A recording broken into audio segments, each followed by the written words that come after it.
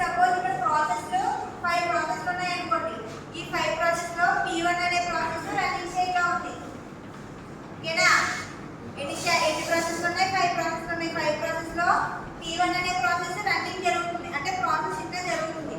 దాని time suppose 7 milli seconds అనుకోండి.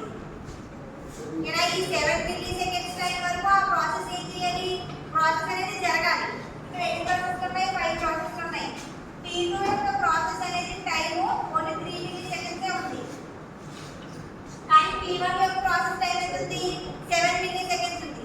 ఇప్పుడు ఏం జరుగుతుందంటే P2 యొక్క ప్రాసెస్ ఎంత ఉంది? 3 మిల్లీ సెకండ్స్. P1 యొక్క ప్రాసెస్ 7 మిల్లీ సెకండ్స్. ఇప్పుడు ఏంటంటే ఏదైతే ప్రియంప్షన్ నాన్ ప్రియంప్టివ్ ఉందో, నాన్ ప్రియంప్టివ్ అంటే డైరెక్ట్ టెర్మినేట్ అయిపోతుంది, అంటే ప్రాసెస్ ఎగ్జిక్యూషన్ అయిపోతుంది. ప్రియంప్షన్లో ఏమవుతుందంటే ఏదైతే బర్స్ట్ టైం, ఈ బర్స్ట్ టైం, ఇది బర్స్ట్ టైం, ఏది బర్స్ట్ టైం ప్లస్ టైం ఉంది? 3 P2 ఉంది. అంటే ఇక్కడ మనకి ఈ కండిషన్లో నాన్ ప్రియంప్షన్లో ఆ ప్రాసెస్ ఎగ్జిక్యూట్ అవ్వడానికి ఇచ్చిన టైం ఓన్లీ టైం క్వాంటమ్ 3 అనుకోండి. టైం పీరియడ్ ఎంత ఇచ్చాడు? 3 ఇచ్చాడు. అంటే ఏదైతే రన్నింగ్ ప్రాసెస్లో ఉందో ప్రాసెస్, ఆ ప్రాసెస్ 3 మిల్లీ సెకండ్స్ వరకునే ప్రాసెస్ చేయాలి. దాని బర్స్ట్ టైం ఇంకా ఎక్కువ ఉన్నా సరే అది ప్రాసెస్ చేయడానికి అవ్వదు. అంటే ఇప్పుడు సపోజ్ P1 యొక్క బర్స్ట్ టైం ఎంత? 7 మిల్లీ సెకండ్స్. మనకి ఇచ్చిన టైం క్వాంటమ్ ఎంత? 3. అంటే ఇక్కడ ఇది ఏమవ్వాలి? స్వాప్ అవుట్ అయిపోతుంది. ఎంత టైంలో అవుతుంది? 7 అంటే 3 మిల్లీ సెకండ్స్ మాత్రమే అది ఎగ్జిక్యూట్ చేయాలి. అంటే దాని టైం ఎంత ఉంది? 4 మిల్లీ సెకండ్స్ ఉంది. ఈ 4 మిల్లీ సెకండ్స్ టైం ఎగ్జిక్యూట్ చేయాలి. ఇంకా దాని ప్రాసెస్ కంప్లీట్ అవ్వలేదు. అక్కడ టైం క్వాంటమ్ అనేది ఇచ్చాడు కాబట్టి ఆ ప్రాసెస్ అనేది అంత టైం ఎగ్జిక్యూట్ చేసి ఆ ప్రాసెస్ మళ్ళీ రెడీ స్టేట్ వెళ్ళిపోతుంది. ఇప్పుడు ఇంకో ప్రాసెస్ ఇక్కడికి వస్తుంది. ఓకేనా? అదొక కండిషన్ ఆ ముందు పెట్టుకోండి. నెక్స్ట్ తర్వాత చెప్పే అల్గారిథమ్స్ యూజ్ అయ్యే పాయింట్స్. ఇప్పుడు SGFలో ఏమవుతుందంటే ఏదైతే టైం క్వాంటమ్ లెస్గా ఉందో ఆ టైం క్వాంటమ్ యొక్క ప్రాసెస్ మాత్రమే ఫస్ట్ ఎగ్జిక్యూట్ అవుతుంది. ఓకేనా? ప్రియంప్షన్, నాన్ ప్రియంప్షన్. నాన్ ప్రియంప్షన్ అంటే ప్రాసెస్ అంటే ఎగ్జిక్యూట్ అయ్యి టెర్మినేట్ అయిపోతుంది. ఏదైతే నాన్ ప్రియంప్షన్ ఉందో, నాన్ ప్రియంప్షన్ అనేది ఏం జరుగుతుందంటే ఎగ్జిస్టెన్స్లో ఉన్న ప్రాసెస్ని బలవంతంగా బయటికి తీసుకొచ్చేసి రెడీ స్టేట్లో తీసుకెళ్ళిపోతారు. అది ఎందుకు జరుగుతుందంటే ఏదైతే ప్రాసెస్ యొక్క టైం హయ్యర్ ప్రయారిటీ ఉందో, లేదంటే ఈ ప్రాసెస్ యొక్క టైం క్వాంటమ్ ఎక్స్పైర్ అయిపోయినా సరే ఆ ప్రాసెస్ అనేది రెడీ స్టేట్ వెళ్ళిపోతుంది. ఓకేనా? That is nothing but non preemptive state.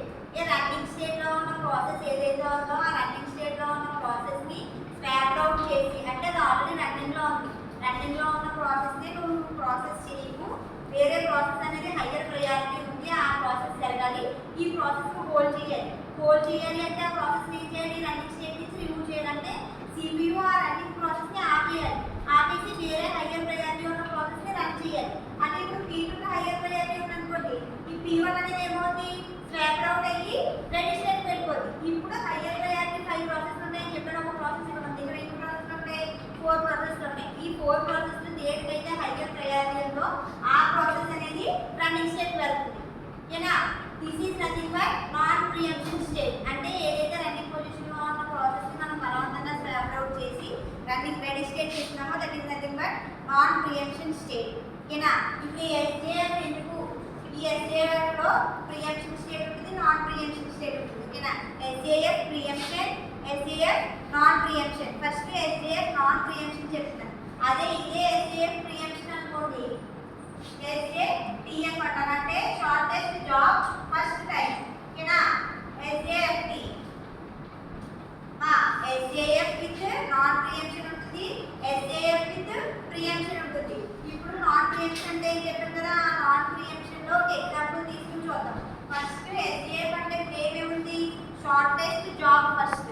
అంటే ఇచ్చిన ఎగ్జాంపుల్, ఒక ఎగ్జాంపుల్ ఇచ్చి మిమ్మల్ని average turn around time, average waiting time calculate చేయమంటాడు. అంటే అక్కడ మెన్షన్ చేస్తాడు SJF అల్గారిథం ద్వారా చేయాలా, టర్న్ అరౌండ్ ఇస్తాడా, రౌండ్ రాబిన్ అల్గారిథం ద్వారా చేయాలా, FCFS ద్వారా చేయాలా అని మీకు మెన్షన్ చేస్తాడు. ఆల్రెడీ మీకు మనం చెప్పింది FCFS. ఇదేంటి? Shortest job first. అంటే నేమ్లో ఉంటుంది. ఫస్ట్ కమ్ ఫస్ట్ సర్వ్ అంటే ఏదైతే ఫస్ట్ వస్తుందో అది సర్వ్ అయిపోయి టెర్మినేట్ అయిపోతుంది. ఇదేంటి? SJF shortest job first. ఏదైతే బర్స్ట్ టైం షార్ట్గా ఉందో ఆ షార్ట్ టైం పీరియడ్ యొక్క ప్రాసెస్ మాత్రం ఫస్ట్ ఎగ్జిక్యూట్ అవుతుంది. అంటే అక్కడ ఆర్డర్ ఏమవుతుంది? షార్టెస్ట్ బర్స్ట్ టైం ఏదైతే ఉందో ఆ ప్రాసెస్ ముందు ఎగ్జిక్యూట్ అయ్యి తర్వాత మళ్ళీ షార్టెస్ట్ చూస్తారు రన్నింగ్ టైం. ఆ బర్స్ట్ టైం బట్టి ఎగ్జిక్యూషన్ అనేది జరుగుతుంది. ఇప్పుడు SJF ఇచ్చాడు. SJF అల్గారిథం ద్వారా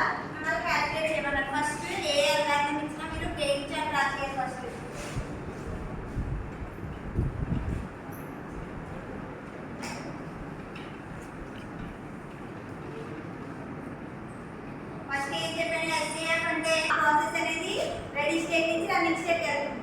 షార్టెస్ట్ జాబ్ ఏముంది? ఫస్ట్ ఏమో P1 ఉంది, P3 ఉంది.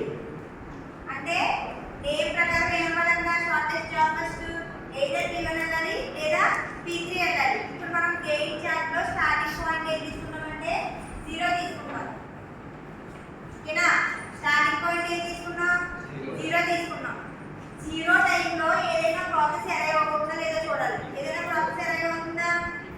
P4 అరైవ్ అవుతుంది. కానీ P4 యొక్క బర్స్ట్ టైం ఎంత? 6. అది ఏమవుతుంది? ఉన్న బర్స్ట్ టైంలో హైయెస్ట్ బర్స్ట్ టైం అవుతుంది. కండిషన్ ఏంటి? షార్టెస్ట్ జాబ్ ఫస్ట్ అంటే షార్ట్ గా ఉన్న బర్స్ట్ టైం ని ప్రిఫర్ చేయాలి. కానీ ఇక్కడ ఈ రెండు ప్రిఫర్ చేయాలంటే దీని అరైవ్ టైం ఎంత? 2. దీని అరైవ్ టైం ఎంత? 4. కానీ ఇప్పుడు మనం తీసుకున్న అరైవ్ టైం ఎంత? 0. మనం ఏదైతే అరైవ్ టైం స్టార్టింగ్ 0 తీసుకున్నామో దాని బర్స్ట్ టైం ఎంతైనా సరే ఆ ప్రాసెస్ మాత్రమే పిక్ చేయాలి. ఓకేనా? స్టార్టింగ్ ఏం చేయాలి? 0 తీసుకుంటున్నాం. 0 తీసుకున్నప్పుడు అరైవ్ టైం బర్స్ట్ టైం చూసుకుంటే ఇది 2 ఉంది, ఇది 4 ఉంది. ఇవి రెండు అరైవ్ అయ్యాయా? అరైవ్ అవ్వలేదు. ఏది అరైవ్ అయింది? P4 అరైవ్ అయింది. సో ఆ P4 తీసుకోవాలి. P4 ఏ టైం వరకు ఉంది? బర్స్ట్ టైం 6 వరకు ఉంది. అంటే ఇప్పుడు ఏమొస్తుంది? ఇక్కడికి P4 వస్తుంది. ఎంత టైంలో వస్తుంది? 6 వస్తుంది.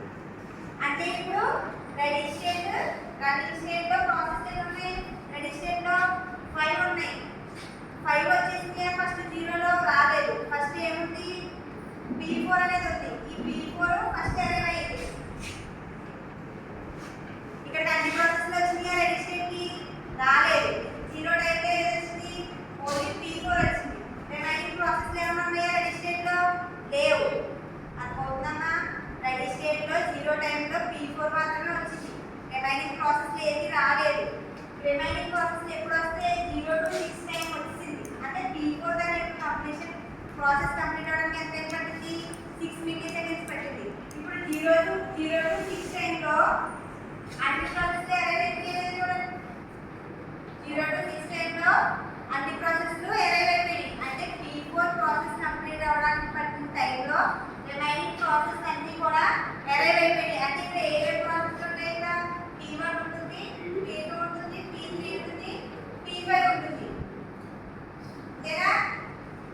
ఇప్పుడు డే ప్రకారం చూసుకోవాలి. ఇప్పుడు ఏం చేయాలి? షార్టెస్ట్ జాబ్ ఫస్ట్ కండిషన్ తీసుకోవాలి. ఇప్పుడు బర్స్ట్ టైం చూడండి.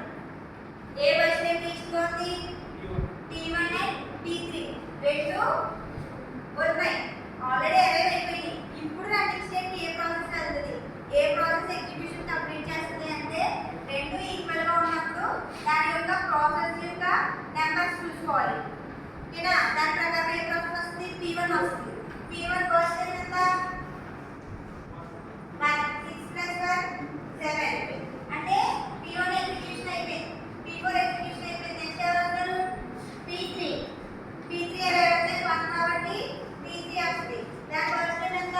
7 + 1 8. అంటే P3 యొక్క ఎగ్జిక్యూషన్ కంప్లీట్ అయిపోయింది. నెక్స్ట్ ఇంకేం ఉన్నాయి? P2 అండ్ P5 ఉంది. P2 బర్స్ట్ టైం ఎంత? 5. P5 యొక్క బర్స్ట్ టైం ఎంత? 3. ఇప్పుడు P5 వెళ్తుందా? P2 వెళ్తుందా? P5 వెళ్తుంది. P5 వెళ్తుందంటే దాని బర్స్ట్ టైం అనేది ప్లస్ కాబట్టి P5 వెళ్తుంది. సో P5 బర్స్ట్ టైం ఎంత? 3. 8 + 3 11. నెక్స్ట్ ఏమవుతుంది? P2 వెళ్తుంది. P2 బర్స్ట్ టైం ఎంత? 5. 11 + 5 16. ఓకేనా? గెయిన్ చార్ట్ డ్రా చేయడం అయిపోయింది. ఇప్పుడు మీకు FCFS దాంట్లో ఐడియల్ అని చెప్పి ఒక పార్ట్ చెప్పాను. ఆ ఐడియల్ పార్ట్ ఇక్కడ వచ్చిందా? రాలేదు. అంటే కంప్లీట్ CPU అనేది all the time running process లోనే ఉంది. CPU కి రెస్ట్ టైం అనేది దొరకలేదు. ఎప్పుడైతే ఇలా గెయిన్ చార్ట్ డ్రా చేసినప్పుడు మీకు బర్స్ట్ టైం అనేది ఏదైతే గెయిన్ చార్ట్ లో ఐడియల్ అనేది రాకపోతే ఇక్కడ లాస్ట్ లో వచ్చిన completion time equal to burst time అవుతుంది. ఓకేనా? రెండు ఈక్వల్ అవుతాయి. ఏదైతే బర్స్ట్ టైం ఇచ్చాడో ఆ burst time equal to process complete అవ్వడానికి పట్టిన టైం ఏమవుతుంది? ఈక్వల్ అవుతుంది. ఇప్పుడు ఏం చేయాలి? గెయిన్ చార్ట్ డ్రా చేసిన తర్వాత ఏం కనుక్కోమన్నాడు? Average turnaround time, average waiting time కనుక్కోమన్నాడు. దానికి ఫస్ట్ కంప్లీషన్ టైం కనుక్కోవాలి.